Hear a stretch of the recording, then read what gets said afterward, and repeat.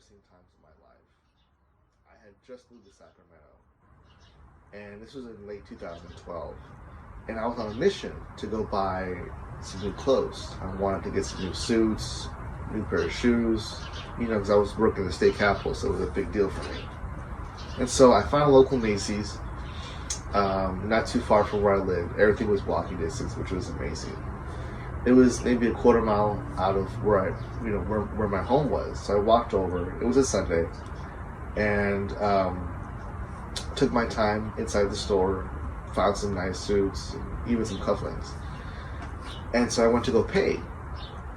I, whipped out my credit card and swiped, because there was no chip at the time. We were just swiping. And so I swiped it, and it came back declined. I thought to myself, okay, maybe I just swiped too fast or too slow, and didn't have time to read the actual credit card number. So I did it again, and it came back declined again. I thought to myself, okay, this is kind of embarrassing. So I did lose my cool, but there was a lot of people behind me. And so the clerk said, well, don't worry about it. This happens all the time. I have a plastic bag. Let's put the plastic bag over the credit card and swipe. So we did that, and it came back declined again. And she's like, well, Mr. Wilson, did you want me to call your bank and we could talk to them over the phone, but just step to the side because there's folks in line? And I said, no, I'll just do it on my cell phone. So I did, and talked to the guy. He said, well, your account looks good, Mr. Wilson. Looks like there's no fraudulent behavior. There's no reason for us to have your account closed. But I do see one thing. And I said, oh, okay, here we go. He's like, well, you forgot to activate your credit card, your account. And I said, oh, that's right.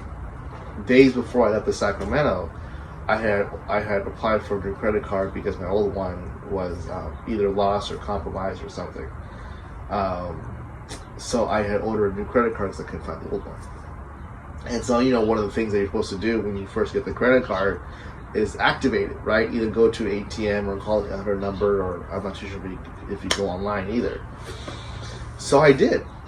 And everything, came out well. I ended up buying the clothes and went off on my day. But I tell that story because I want people to understand that everything that you want to achieve, the goals that you want to achieve, that brand new house, that job that you always wanted, everything is in here.